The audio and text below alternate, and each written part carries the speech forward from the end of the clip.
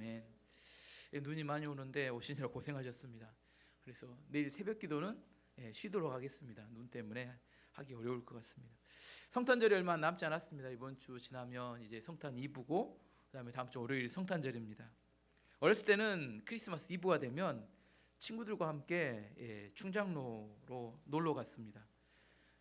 놀러 간 게 아니라 사실 그날 저녁에 크리스마스 이브에 교회에서 온라이트를 했기 때문에 크리스마스 카드를 사러 갔어요. 그날은 크리스마스 카드를 다 써가지고 그 우편함에 교회에다 놔두면 서로 이렇게 크리스마스 카드를 보는 게 그때 재미였기 때문에 오후에 이렇게 시내에 가면 사람들이 엄청 많이 나와 있습니다.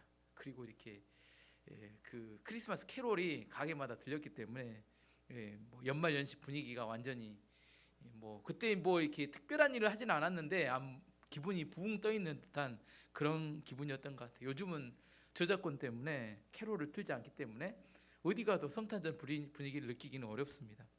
어제 제가 나왔던 기독병원 재활학과 의국 송년회가 있어서 오랜만에 정말 1년도 더 된 것 같아요. 충장로를 나가서 모임에 갔더니 아시아 문화전당 앞에 대형 트리 혹시 보셨어요? 큰 트리가 가보시면 있습니다. 엄청 큰 트리가 있더라고요. 그래서 사진을 찍어 왔는데 보여드리지 않겠습니다. 가서 보시면 그래서 어떻게 도청 앞에 구도청 앞에다 큰 트리를 만들어놨을까 집에서 물어봤더니 CCC에서 해년마다 거기다 큰 트리를 만들어 놓는다고 이야기를 했는데 참 좋다 하는 생각을 들었습니다. 성탄절이 많은 사람의 축제가 되었으면 참 좋겠다는 그런 바람이 있는데 많은 사람들은 성탄절이 돼도 별로 성탄절에 예수님에 대한 관심은 별로 없는 것 같아요. 근데 믿는 성도들도 너무 바빠서 정신이 하나도 없어서 성탄절이 다가오지만 예수님의 탄생에 대해서는 별로 생각하지 않고 자기 할 일에 너무 바빠서 아무튼 뭔가 바쁩니다. 뭐 나라를 구하는 것도 아니면서 뭔가 바빠요.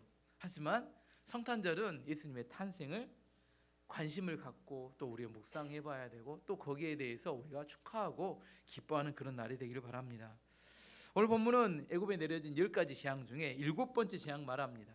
강계 이파수 독우 황캄장 이렇게 했는데 우박재앙 7번째 재앙은 우박재앙입니다. 하나님께서 모세와 아론을 불러서 바로왕에 가서 이야기하라고 합니다. 뭐라고 이야기하냐면 내 백성을 내보내서 예배를 드릴 수 있게 해라고 이야기했어요. 13절 말씀 보시면 여호와께서 모세에게 말씀하셨습니다. 아침 일찍 일어나 파라오에게 가서 말하여라. 히브리 사람들의 하나님 여호와께서 이렇게 말씀하셨습니다. 내 백성을 보내어 나를 예배할 수 있게 하여라. 하나님께서 모세에게 바로왕에게서 이렇게 전하러 갈 때 생각해 봤어요. 바로왕이 들을 거라고 생각하셨을까? 안 들을 거라고 생각하셨을까? 알고 계셨을 것 같아요. 나중에 모세도 알고 있다고 이야기했습니다. 그러면 어떻게 해요? 분명히 또 이렇게 말 안 들을 텐데 그럼에도 불구하고 하나님께서는 가서 또 경고하라고 말씀하셨을까? 저 같으면 한두 번 말해보고 아시죠? 여러분도 한두 번 이야기하고 말 안 되면 괜히 관계만 어려워지니까 에이고 말 안 해야지 하고 바로 그냥 재앙을 그냥 쏟아 부어버릴 것 같은데 하나님 또 유아프게 이렇게 누구에게 모세와 아론에 가서 또 경고하래요.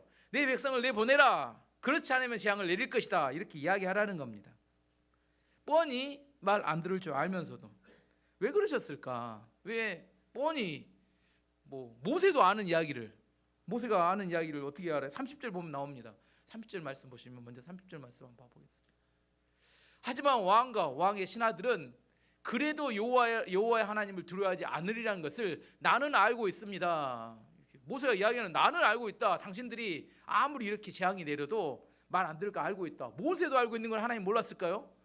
하나님도 알고 있었어요. 근데도 불구하고 가서 전하라, 경고해라 이렇게 이야기했어요. 왜 그랬을까요? 다시 한번 기회를 주고 싶었던 것 같아요. 6번 거절을 했어요. 그럼에도 불구하고 7번째 다시 가서 전하라는 것은 혹시 또 변했을지 모르니까 1%의 가능성을 가지고라도 가서 이야기하라는 겁니다. 그 고구마 전도법에 이야기했죠. 사람 만나면 뭐라고요? 예수 믿고 천국 가세요. 한번 이렇게 찔러보기라도 하라는 겁니다. 불신지옥, 예수 천당 이거라도 한번 이야기하라는 거예요. 그래서 그 사람에게 복음을 한번 전해보라는 겁니다. 안 들을 거라고 99% 생각하지만 디모데후서 4장 2절 말씀에 이렇게 이야기합니다. 너는 말씀을 전파하라. 때를 어떤지 못 어떤지 항상 힘쓰라. 범사에 오래 참음과 가르침으로 경책하며 경계하며 권하라. 하나님께서 우리에게 말씀하실 때, 복음을 전하고 말씀을 전할 때 때를 어떤지 못 어떤지 그냥 전하라는 겁니다. 그 결과에 대해서 네가 생각하지 말고 전하래요. 저도 그래 말씀을 전합니다. 여러분도 잘 안 듣잖아요. 귀가 두 개인 이유는 한 귀목으로 듣고 하나로 이렇게 흘려보내요. 웬만해서 잘 안 바뀌잖아요. 그래도 전하는 겁니다. 같은 이야기 또 반복해요. 이야기했죠. 성경에는 같은 이야기 또 반복하고 또 반복하고 또 반복해요. 예, 자꾸 들어도 안 들으니까 계속 하나님이 인내를 가지고 또 말씀하시는 겁니다. 하나님은 오래 참고 계속 이야기하라는 거예요. 우리가 복음을 전하지 않는 것은 직무유기입니다. 우리에게는 책임지라고 하지 않으셨고 전하라 이렇게 말씀하셨기 때문입니다. 모세도 안 될 걸 뻔히 아는데 전하는 게 쉬웠을까요? 이야기하죠. 안 믿을 건 나도 알고 있습니다. 이렇게 이야기해요. 근데 하나님께 뭐라고요? 가서 전하라 하게요. 저 같으면 하나님 6번 했으면 됐지 7번째 또 가서 해야 합니까? 이렇게 이야기했을 것 같아요. 근데 광야 40년 동안 모세가 받았던 훈련의 결과가 뭐예요? 자기 생각과 자기 느낌에는 이야기해도 안 될 걸 알고 있었어요. 그럼에도 불구하고 하나님이 말씀하시니까 가서 순종한 겁니다. 이게 몇 년 훈련받은 결과라고요? 40년을 훈련받은 결과가 그가 안 될지 알면서도 가서 전할 수 있었던 거, 이거 훈련의 결과라는 거예요. 쉽지 않습니다. 뻔히 우리도 판단할 수 있어요. 알고 있습니다. 안 된다는 거. 그럼에도 불구하고 바보 멍청이라서 하는 게 아니라 하나님께서 말씀하셨기 때문에 의미 없어 보이지만 가서 순종해서 전하는 겁니다. 자기 나름 똑똑한 사람들이 열매를 못 맺는 경우가 꽤 많습니다. 특별히 목회는 그런 것 같아요. 목회는 판단력이 빠르고 똑똑하면 잘 안 돼요. 목회를 잘하시는 분들 보면 주로 좀 이렇게 우둔하고 판단력이 좀 흐립니다. 근데 그런 분들에게 뭐가 와요? 하나님의 은혜가 임해요. 왜? 우직하게 하나님 말씀하면 그대로 따라서 합니다. 근데 약삭 빠르고 판단력이 빠르고 눈에 보인 대로 막 왔다 갔다 하는 사람들은 안 돼요. 이게 그냥 자기 길을 가야 되는데 못 갑니다. 눈에 보이는 것에 마음이 쏠려서 따라가 버려요. 주식 투자할 때도 주로 주식 전문가들 따라서 망한다고 합니다. 그 사람들은 다 아는 것 같잖아요. 근데 그 사람이 자기가 하면 망한대요. 너무 아는 걸 많아서 망한대요. 그래서 뭐예요? 다른 사람을 가르치기만 한답니다. 자기가 투자하면 망하니까. 근데 망하는 사람을 따라가면 어떻게 같이 망하죠. 예. 차라리 초짜들이 오히려 투자를 더 잘한다고 합니다. 공부할 때도 이야기하죠. 공부는 뭘로 한다고요? 엉덩이로 한다고. 엉덩이로. 왜 엉덩이로 해요? 빠른 머리가 있는 사람이 공부 잘 못해요. 우직하게 자기 자리에 앉아서 꾸준히 공부한 사람이 공부를 잘합니다. 사업에도 마찬가지입니다. 한 우물을 파야 뭔가라도 됩니다. 사람을 사귀어도 마찬가지예요. 진득하게 정말 깊이 사귈 수 있어야 합니다. 하나님을 섬길 때도 마찬가지입니다. 내가 성실하고 충실하게 하나님 앞에 나아가면 언젠가 하나님의 은혜가 임하게 됩니다. 똑똑한 걸로 하는 거 아닙니다. 신앙생활은 정말 똑똑한 걸로 하는 게 아닙니다. 하나님 앞에 정말 성실함으로 정말 멍청할 만큼 왜 저렇게 살아야 할 만큼 그렇게 하나님께 나아가는 게 정말 하나님께서 지혜가 거기에 있습니다. 마태복음 6장 1절에 4절 말씀 보시면 사람에게 보이려고 그들 앞에서 너희 의를 행하지 않도록 주의하라. 그리하지 아니하면 하늘에 계신 너희 아버지께 상을 받지 못하느니라. 그러므로 구제할 때 외식하는 자가 사람에게서 영광을 받으려고 회당과 거리에서 하는 것 같이 너희 앞에 나팔을 불지 말라. 진실로 너에게 이르노니 그들은 자기 상을 이미 받았느니라. 너는 구제할 때 오른손이 하는 것을 왼손이 모르게 하여 내 구제함을 은밀하게 하라. 은밀한 중에 보시는 너희 아버지께서 갚으시리라. 구제든 금식이든 기도든 영적인 일을 할 때는 은밀하게 하는 게 중요합니다. 나팔 불고 하면 이미 상을 받았어요. 사람에게 인정받는 게 중요한 게 아니라 하나님께 상을 받는 게 우리 인생에 너무 중요합니다. 하나님이 주신 것은 아무도 못 뺏어가요. 하나님께 받기 위해서는 뭐 해야 돼요? 가급적이면 눈에 띄지 않아야 합니다. 누구 눈에? 다른 사람 눈에 띄지 않아야 돼요. 제가 여기서 이렇게 설교하고 있는지 웬만한 사람들이 잘 모릅니다. 숨겨놔야 돼요. 비밀 병기입니다. 언젠가는 하나님이 한 번은 쓰실 거라고 생각합니다. 비밀 병기예요. 매일처럼 말씀을 읽고 묵상하고 기도하고. 재미없어요. 신나서 하는 거 아닙니다. 내가 하나님 앞에 매여 있기 위해서, 하나님과의 관계 안에 머물기 위해서 매일처럼. 어떤 사람 이야기해요. 저는 노력을 해도 말씀 읽고 살아가기 매우 어렵습니다. 어려워요. 쉬워서 하는 거 아닙니다. 신앙생활이 쉬워서 하는 거 아니에요. 내가 하나님 앞에 머물고 있고 그것이 내 체질이 될 때까지 계속해서 내가 함께 훈련하며 나아가는 겁니다. 그러면 내 인생을 하나님께서 책임지십니다.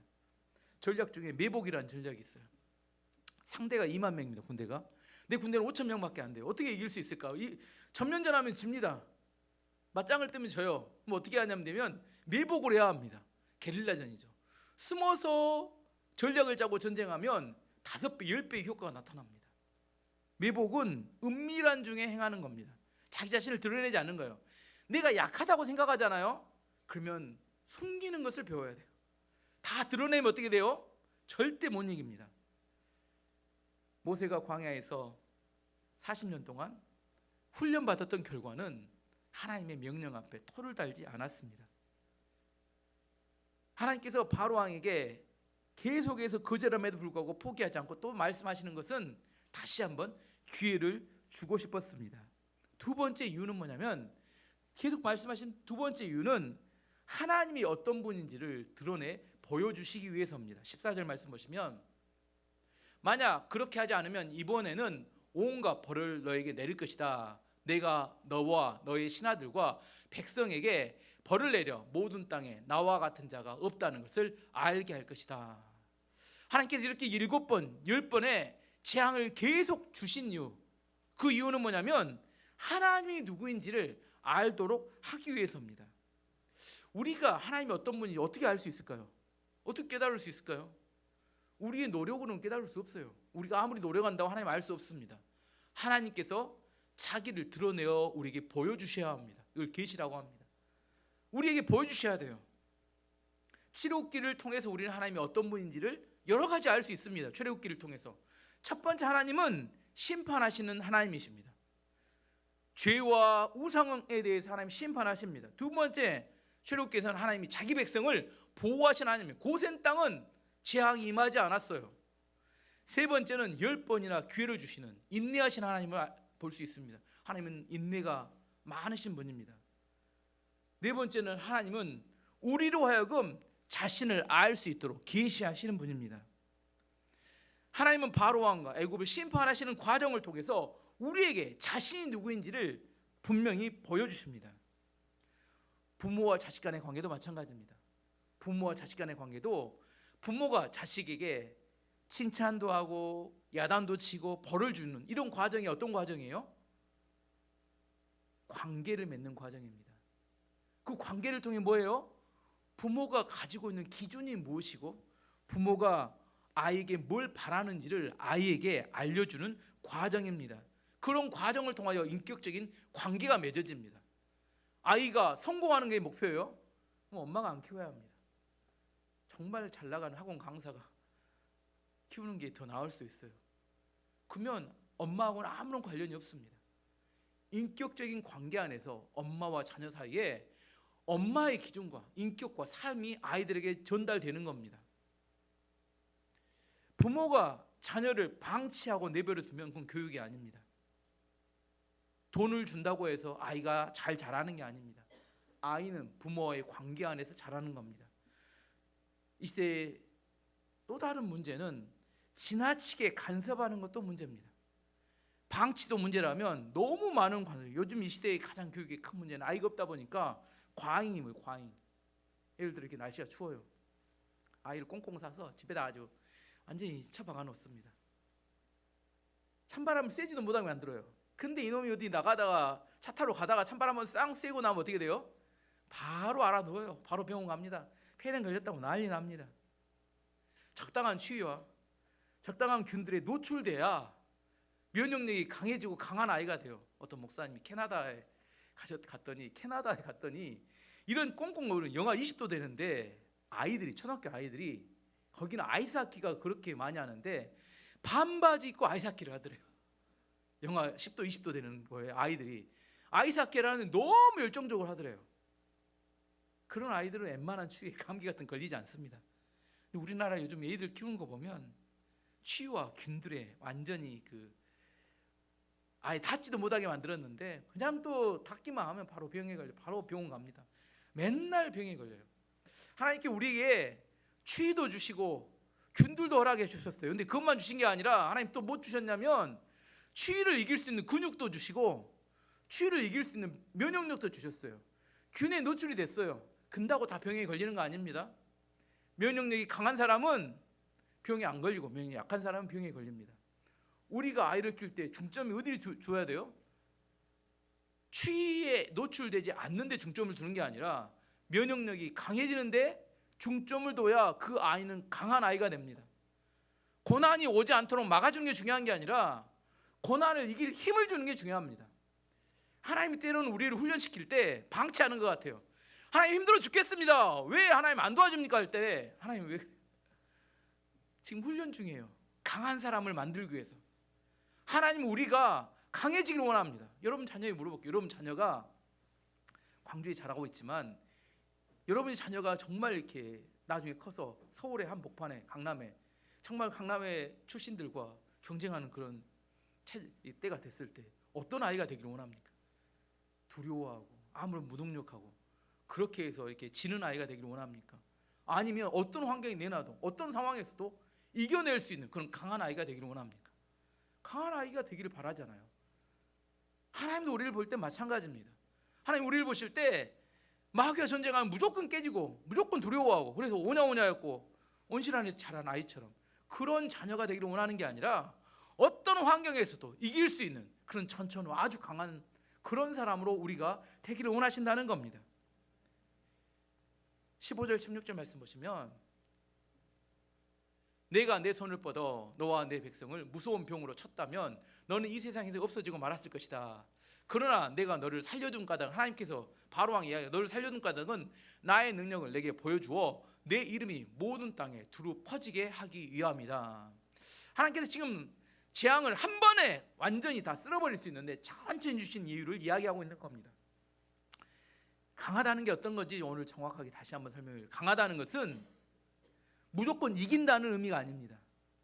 강하다는 것은 이기고 싶을 때 이기고 지고 싶을 때 지는 게 이게 강한 겁니다. 아시겠어요? 어떤 아버지가 딸하고 달리기 시합을 했습니다. 100m 달리기를 중학교 딸하고 달리기를 했는데 아버지가 딱 이겼어요. 이기고 났더니 딸이 뭐라고요? 다시 한 판 하자요. 자기가 아버지한테 질 수 없다는 겁니다. 두 번째 달리기를 시합을 했습니다. 막 했어요. 누가 이겼을까요? 딸이 이겼어요. 아버지가 일부러 져줬어요. 근데 딸이 기고만장하게 그럴 줄 알았다고 이제 마지막 세 번째 3세판이다. 이번에 반드시 결판을 내자고 혀가 아버지와 딸이 달리기를 했습니다. 누가 이겼을까요? 아버지가 이겼습니다. 자, 다시 한번 강하다는 건 뭘 의미한다고요? 이기고 싶을 때 이기고 지고 싶을 때 지는 것을 말합니다. 왜 이런 조절을 해요? 내가 원하는 목적이 강한 사람은 이기는 게 아니에요. 이기려고 하면 언제든 이길 수 있는 겁니다. 하나님이 바로왕을 죽이려고 하면 언제든 죽일 수 있어요. 죽이는 게 목적이 아닙니다. 없애는 게 목적이 아니에요. 뭐가 목적이에요? 기회를 주는 거, 구원받도록. 두 번째 뭐예요? 하나님의 이름이, 하나님의 능력이 어떤 분인지 모든 사람이 알도록 하기 위해서. 그래서 천천히 능력이 없어서가 아닙니다. 천천히 하나님이 그들을 심판하는 겁니다. 하나님이 천천히 심판하니까 이 교만한 사람이 뭐라고요? 하나님이 능력이 없어서 나를 심판하지 못한갑다 생각하고 이런 교만한 마음을 가지고 하나님께 달라들고 대들 수 있습니다. 하지만 하나님은 능력이 없어서 그런 분이 아니라는 것을 알아야 합니다.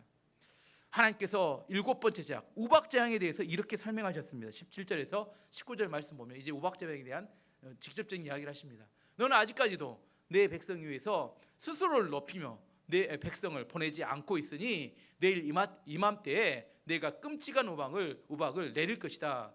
그것은 이집트 나라가 세워진 뒤로 지금까지 한 번도 보지 못했던 우박이 될 것이다.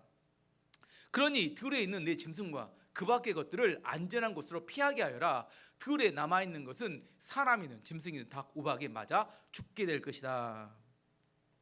너는 아직도 교만해서 마음이 높아서 내 백성을 보내지 않는다. 겸손이 뭐냐? 겸손이 뭘까요? 사람은 겸손하면 내 자신을 낮추는 것 이렇게 생각할 수 있지만, 겸손은 나 자신을 낮추는 게 아니라 하나님 앞에 서서 내가 누구인지를 발견하는 겁니다. 하나님 앞에 서서 내가 어떤 사람이, 내가 죄인인지, 내가 어떤 존재인지를 깨닫게 되면 낮추지 말아게도 낮춥니다. 낮춰질 수밖에 없어요.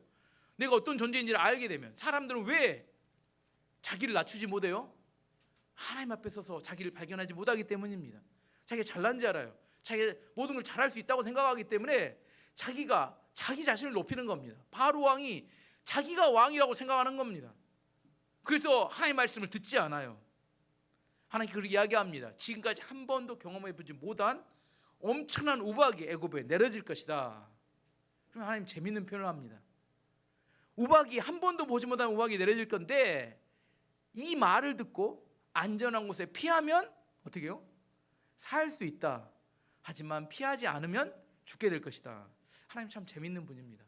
심판하려고 했으면 피하는 방법을 알려줬을까요? 이게 심판인가? 나는 이해가 잘 안 가. 심판하려고 했으면 하나님 마음이 뭔지를 지금 깨달아 하는 겁니다. 심판하려고 했으면 우박을 내리면 되는데, 우박재앙이 올 거라고 이야기해놓고 뭐라고요? 피하면 산다. 피하지 않으면 맞아 죽어. 이렇게 이야기했어요.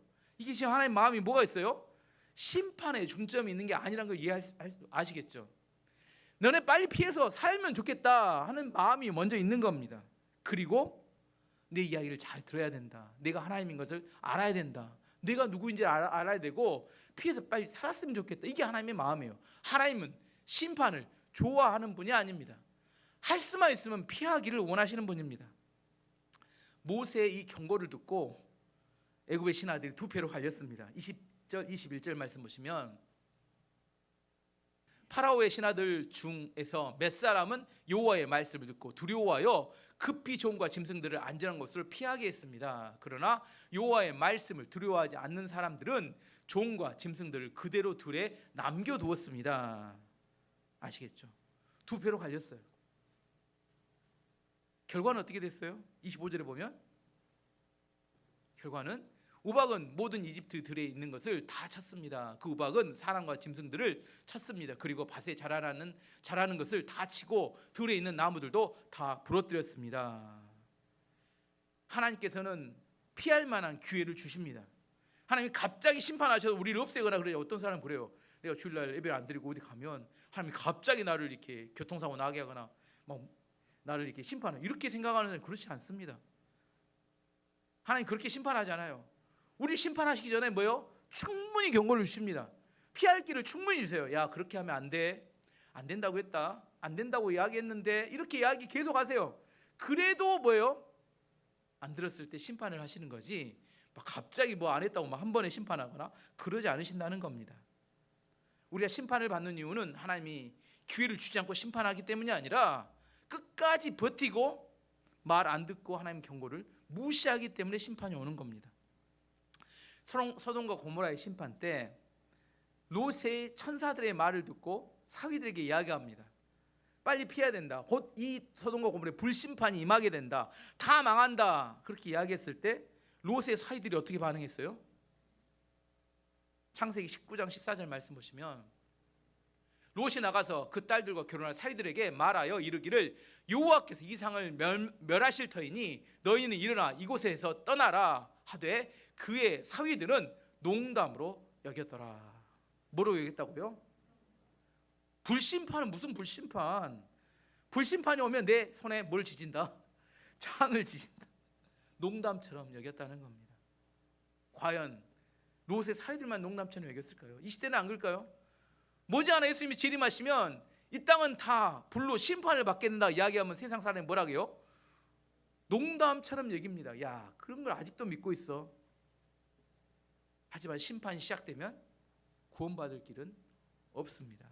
노아의 시대도 마찬가지였습니다. 마태복음 24장 38절에서 41절까지 보시면 홍수전에 노아가 방주에 들어가던 날까지 사람들이 먹고 마시고 장가들고 시집가고 있으면서 홍수가 나서 그들을 다 멸하기까지 깨닫지 못하였으니 인자의 임함도 이와 같으리라. 그때 두 사람이 밭에 있음에 한 사람은 데려가고 한 사람은 버려둠을 당할 것이요, 두 여자가 맷돌질을 하고 있음에 한 사람은 데려가고 한 사람은 버려둠을 당할 것이니라. 120년 동안 산꼭대기에 방주를 만들면서 이야기했어요. 머지않아 이 땅에 큰 홍수로 큰 심판이 임하게 된다. 미리 준비해야 된다. 하지만 사람들은 노아를 비웃고 무시하고 바보 천치로 여겼어요. 산꼭대기에 배를 만든 사람이 어딨냐? 여러분 안 그러겠어요? 산꼭대기에 배를 만든 사람이 어딨냐? 저런 바보 천치가 있다. 하지만 방주의 문이 닫히고 비가 내리기 시작한 이후로는 상황이 달라졌습니다. 방주로 쫓아와서 아무리 문을 열어달라고 요청을 해도 한 번 닫힌 방주의 문은 열리지 않습니다. 홍수가 시작되면 되어서 모든 사람 다 죽어나갔습니다. 예수님이 재림하실 때도 동일할 거라고 이야기합니다. 두 사람이 밭에서 일을 하다가 한 사람은 천국 가고 한 사람은 그대로 버림을 받았다는 겁니다. 두 여자가 맷돌을 갈다가 한 사람은 천국에 가고 한 사람은 그대로 버림을 받았다는 거예요. 겉모양은 똑같아요. 뭔 차이가 있을까요? 한 사람은 하나님 말씀을 듣고 두려워해서 안전한 곳으로 피했지만 한 사람은 그 말을 무시하고 그대로 살다가 심판을 받았다는 이야기입니다. 하나님의 경고의 말씀이 이루어지기 전까지는 농담처럼 생각합니다. 안 일어날 것처럼 생각해요. 하지만 그것이 실제 발생하게 되면 그건 농담이 아니라 현실이 될 수 있습니다. 어쨌든 우박장이 발생해서 수많은 인명피해와 재산의 피해가 발생했습니다. 그러자 바로 왕의 마음이 다급해졌어요. 바로 왕이 모세에게 처음으로 사정합니다. 살려달라고. 27절 28절 말씀 보시면 파라오가 모세와 아론을 불러서 말했습니다. 이번에는 내가 죄를 지었다. 여호와께서 어르시다. 나와 내 백성이 잘못했다. 여호와께 기도드려라. 천둥과 우박을 그치게 해다오. 너희를 내보내 주겠다. 너희는 여기에 더 이상 머물지 않아도 된다. 진심이었을까요? 아니었을까요? 아니, 진심이었을 겁니다. 이거 말하는 순간은 진심이었어요. 거짓말 치는 사람이 이런 말할 때도 진심이 아닌 거 아니면 우리는 또 여기에 속습니다. 진심으로 느껴진다니, 제가 이걸 너무 진심으로 느껴져요. 너무 고통스러우니까. 진짜 변한 것처럼 느껴집니다. 진짜 이렇게 이야기한다면 그 사람을 이야기하면 와, 이 사람이 변했네. 진짜로 회개하네. 진짜 기도를 요청하네. 그렇게 느껴진다니까요. 절대 거짓말 아니에요. 그 순간에는 진실이에요. 뭐가 문제예요? 상황이 바뀌면 또 마음이 뒤집어져요. 많습니다. 아니, 바로만 그럴까요? 여러분은 그렇지 않습니까? 바로만 그래요? 잘 알아야 합니다. 저도 이렇게 인생을 살다가 이런 사람들 만나면 충격입니다. 너무 진실하게 이야기하니까 진짜인 줄 알았어요. 나중에 아닌 걸 깨닫고 너무 고통스럽고 힘들게 될 때 있습니다. 끝까지 지켜봐야 합니다. 자기의 이익 앞에서 얼마든지 말을 바꿀 수 있는 사람들 많습니다. 오늘 설교의 주제입니다. 바로왕 같은 세상에 성공한 사람들이 왜 하나님 말씀을 믿기 힘들까? 예수님도 말씀하셨어요. 마가복음 10장 23절에서 25절 말씀 보시면 예수께서 둘러보시고 제자들에게 이르시되 재물이 있는 자는 하나님의 나라에 들어가기가 심히 어렵도다 하시니 제자들이 그 말씀에 놀라는지라 예수께서 다시 대답하여 이르시되 얘들아, 하나님의 나라에 들어가기가 얼마나 어려운지 낙타가 바늘귀로 나가는 것이 부자가 하나님의 나라에 들어가는 것보다 쉬우니라 하시니. 천국에 가는 사람이 많을까요? 예수님 말씀 들어보면 제 생각에는 그렇게 많을 것 같지는 않을 수 있습니다. 정말 믿음을 갖고 있어야 돼요. 구원받을 믿음이 있어야 천국에 가는 겁니다. 적당한 모습으로 누구나 다 천국 간다고 생각하는 것은 잘못된 겁니다. 교회 다닌다고 천국에 가는 건 아닙니다. 그러면 힘 있는 사람이 왜 천국에 가기가, 하나님 믿기가 그렇게 힘들까? 첫 번째, 힘 있는 사람은 하나님이 꼭 필요하다고 생각하지 않기 때문입니다. 교회 다닌다고 해서 다니지만 하나님보다 자신의 힘이나 자신의 돈을 더 믿기 때문입니다. 예를 들어서 이렇게 돈 많은 사람이 교회에 왔어요. 이렇게 생각할 수 있습니다. 교회 있는 사람들이 교회 재정이 힘들었는데 돈 많은 사람이 이제 왔으니 그 사람이 가진 돈으로 교회를 좀 도와주십시오. 이런 태도를 가지고 그 사람을 대하면 그 사람이 어떤 생각을 할까요? 세상에서도 돈으로 마음대로 좌주우지했는데 교회에 와보니까 이것들도 별것 아니구나, 이런 생각을 하게 된다. 그래서 뭔 생각을 해요? 하나님, 내 앞에 와서 무릎을 꿇으세요. 내 돈으로 좀 도와드릴 테니까. 교회도 목회자도 성도들도 돈 앞에서 아무것도 아니다, 이런 생각을 하게 될 수 있다는 거예요. 돈 많은 사람, 세상에 권력이 있는 정치인들, 인기 있는 연예인들, 교회 오면 어떻게 해요? 그들은 왜 교회에 왔을까요? 이제 그들 입장에 생각해 보겠습니다. 부족한 게 없게 생각되는 그런 사람들이 왜 교회에 왔을까요? 그들도 인생의 어려움 때문에 구원받으려고 온 거예요. 아닌가요? 뭐 그렇게 다 돈, 인기, 권력이 있으면 부족한 게 없나요? 힘 있는 사람들도 다 결핍이 있어요. 어려움이 있습니다. 그 결핍의 문제를 말씀과 기도를 통하여 해결받기 위해서 왔습니다. 그들이 그 결핍의 문제 때문에 술을 찾았고 마약을 찾았고 세상의 무당을 찾았고 쾌락을 찾았고, 근데 해결이 안 되니까 교회까지 온 겁니다. 근데 교회가 어떻게 돼요? 당신이 가지고 있는 거 가지고 내가 좀 보탬을 받아보자, 이런 태도로 대하니까 어떻게 돼요? 어려워지는 겁니다. 그들을 어떻게 돼야 돼요? 그들의 결핍의 문제들을 가지고 하나님 앞에 나가도록 도와줘야 합니다. 그 결핍의 문제가 예수님의 십자가의 은혜로 해결되는 걸 경험되어야 합니다. 그래야 그들이 구원을 얻을 수 있어요. 교회 온 모든 사람들은 하나님을 만나서 예수 그리스도 십자가로 구원받아야 될 대상이지, 그들이 가지고 있는 세상의 그 어떤 것이 교회에서 드러나고 커져가면 그 교회는 소망이 없어집니다. 제가 뉴스나 이렇게 드라마를 보면 그런 돈 있는 사람, 힘 있는 사람, 인기 있는 사람, 무당은 그런 사람들 호통을 치고 명령을 해요. 그러면 안 돼 이야기해요. 뭐 부족을 하든지 뭐 이렇게 구슬을 하라고 해요. 그런데 목회자들은 오히려 그들 앞에 쫄립니다. 움츠러들어요. 난 그걸 또 이해가 잘 안 돼. 왜 그러는지. 친절하려고 그런 것이 아니라. 그래서 너는 그런 사람 오면 호통을 치려고 해요. 무당들처럼. 왜? 하나님, 우리가 믿는 하나님이 무당이 믿는 신보다 못합니까? 근데 왜 움츠러들고 그들 앞에서 벌벌 떱니까? 저는 이해가 안 돼요. 세상에 가지고 있는 그것이 그렇게 큰 건가요? 하나님 앞에서 아무것도 아닌 것들을 가지고 하나님 앞에 나와서 그것 때문에 우리가 그들을 그렇게 대한다면 뭔가 우리가 믿는 하나님에 대해서 우리가 잘못 믿고 있는 겁니다. 뭔 잘못 믿느냐면 우리가 믿는 하나님에 대해서 우리가 확신하지 못하기 때문에 세상에 있는 그것들 앞에서 우리가 움츠러들고 그것에 대해 제대로 반응하지 못하게 되는 겁니다. 바로왕 같은 힘 있는 사람이 하나님은 별로 필요 없어 이렇게 생각하기 때문에 하나님을 못 만나는데, 그 중간에 걸거치면 믿는 사람들의 태도 때문에 그럴 수 있습니다. 어떤 사람도 구원받기 위해서 반드시 하나님이 필요합니다. 두 번째, 힘 있는 사람들이 하나님을 믿기 어려운 이유는 인간 존재의 절망을 받아들이지 않기 때문입니다. 사람들은 전적 타락과 전적 부패한 존재입니다. 아담과 하와가 에덴 동산에 쫓겨난 이후 인간은 완전한 상실의 상태가 되었어요. 인간은 가능성이 없는 존재가 되었습니다. 반드시 구원자 예수 그리스도가 와야지만이 구원받을 수 있는 전적 타락의 존재로 변했습니다. 그런데 그 힘 있는 사람은 세상에서 뭘 알아요? 돈을 쓰면 사람들이 움직인다는 걸 알고 있습니다. 권력 앞에 사람들이 부들부들 떤다는 것도 알고 있습니다. 성적인 매력 있는 연예인들은 자기가 성적인 매력을 보여주면 사람들이 자기에게 친절해진다는 걸 알고 있습니다. 자기들이 가진 걸로 얼마든지 원하는 것을 얻을 수 있다고 생각합니다. 그렇기 때문에 자기의 완전한 타락을 받아들이지 않아요. 자기에게는 가능성이 있다고 생각합니다. 하지만 인간은 완전히 부패한 존재이고 하나님의 은혜로만이 구원받을 수 있는 존재임을 알아야 합니다.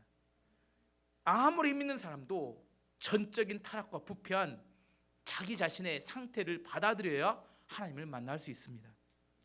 마지막 세 번째, 힘 있는 사람은 특별 대우를 원합니다. 뭘 원한다고요? 세상에서 힘 있는 사람에게 특별한 대우를 해줘요. 안 그런가요? 어디 가든지 사람들이 친절하고 좋은 자리를 만들어주고 잘 대해줍니다. 이게 세상입니다. 근데 교회에 와서도 그 사람들 뭘 대우를 받기를 원해요? 특별 대접을 받기를 원합니다. 대표적인 것이 열왕기하 5장에 보면 나아만 장군이 나옵니다. 문둥병이 걸렸어요. 문둥병으로 인생이 무너져 갑니다. 그래서 문둥병을 고치려고 이스라엘에 엘리사 선지자를 찾아옵니다. 그래서 집에 그 엘리사 선지자가 거의 다 왔는데 엘리사 선지자가 종 하나를 보내요. 그리고 이야기합니다. 요단강에 가서 7번 목욕하라는 거예요. 나아만 장군이 분노가 폭발했습니다. 멀리서 병든 몸을 가지고 왔는데 나와서 안수기도라도 해줘야지. 여기서는 뭐 흔들어 기도를 해주라지. 그 적은 요단강에 목욕이라 하라고. 열왕기하 5장 11절 말씀 보시면 나아만이 노하여 물러가며 이르되 내 생각에는 자기 생각이에요. 그가 내게로 나와 서서 그의 하나님 여호와의 이름을 부르고 그의 손을 그 부위에 위에 흔들어 이렇게 나병 부위에 이렇게 안수기도 해줘야 나병을 고칠까 하였도다. 특별 대접을 원했던 거예요. 특별 대접을 해주기를 원했는데 이걸 안 해줬다는 거예요. 그러자 부하들이 나서 설명합니다. 설득합니다. 요단강에 가서 7번 목욕을 하는 것 이거 뭐 어렵다고 한번 해봅시다. 가서 어떻게 해요? 7번 목욕을 했더니 어떻게 돼요? 아기 피부처럼 깨끗하게 되었어요. 안수기도 해준 게 중요한가요? 피부병, 나병이 낫는 게 중요한가요? 낫는 게 중요하죠. 특별 대접을 받으려 하기 때문에 하나님의 은혜를 체험하지 못하게 되는 겁니다. 하나님 앞에 나올 때는 뭘 다 띄어야 돼요? 계급장 다 띄어야 돼요. 내가 세상에 무슨 직업이 있든지 얼마나 부자냐 얼마나 권력자냐 이거 중요하지 않습니다. 여러분 잘 들으셔야 돼요. 교회에 오는 어떤 사람도 그들이 가지고 있는 세상의 것들 때문에 그들에게 대한 태도가 달라진다면 그 교회에 문제가 있는 겁니다. 그 사람에게도 재앙이고 교회도 재앙인 겁니다. 우리가 하나님께 나아갈 때는 하나님을 바라봄으로 겸손하게 나아가서 은혜를 구하는 게 중요합니다. 성지순례 가면 베들레헴 가면 지금 베들레헴 크리스마스 이브가 되면 예수님 탄생교회가 있는 거기에 전 세계 그 12월 24일 되면 이렇게 엄청난 카메라들이 모입니다. 거기서 축하 행사를 예수 탄생교회 앞에. 근데 예수 탄생교회 가게 되면 들어가는 입구가 있습니다. 입구가 매우 좁아요. 적습니다. 사진 한번 보여주세요. 저기에 들어가는 입구거든요. 저기를 들어가려면 어떻게 해야 돼요? 허리를 숙여야 돼요. 예수 탄생교회 입구입니다. 허리를 숙여야 됩니다. 예, 됐습니다. 제 사진이면 좋았을 것 같은데 예, 찾아봤는데 못 찾았어요. 왜 에스탄생교회 입구를 저렇게 적게 해놨을까요? 전 세계 모든 성지순례자들은 다 저 문을 통과합니다. 그러면 들은 소리가 뭐냐? 가이드 항상 합니다. 예수님을 만나려면 허리를 숙여야 만날 수 있다. 저게 메시지예요. 교회 큽니다. 교회 큰데 허리를 숙여야 돼요. 어느 누구도 예수님 만나려면 자기 자신을 낮춰야 만날 수 있습니다. 세상에서 잘 나가는 사람일수록 교회 왔을 때는 겸손해야 은혜를 받을 수 있어요. 그렇지 않으면 그는 하나님 만날 가능성이 거의 없어집니다. 세상에 성공하는 것 때문에 하나님 못 만난다면 그것이 정말 불행한 일이기 때문입니다. 교회도 그들을 대하는 태도가 매우 중요합니다. 교회가 우리의 모습이 잘못된 태도로 그를 대하기 때문에 그들이 하나님을 만나는데 방해할 수 있다는 사실을 알아야 한다는 겁니다. 오늘 말씀의 결론은 모세가 바로 왕이 그가 정말 변할 것 같지만 변하지 않습니다. 거의 온 것 같아요. 막 회개하고 하나님 찾고 그런 것 같아요. 안 변해요. 그 본질이 바뀌지 않는 이상 절대로 바뀌지 않습니다. 정말 그 본질이 바뀌려면 누굴 만나야 돼요? 우리는 예수님, 하나님을 인격적으로 반드시 만나야 합니다. 그 본질이 깨져야 합니다. 내 힘으로는 도중에 구원받을 수 없다는 사실을 완전히 인정해야지만이 받을 수 있게 됩니다. 그것 때문에 예수님께서 이 땅에 오셨습니다.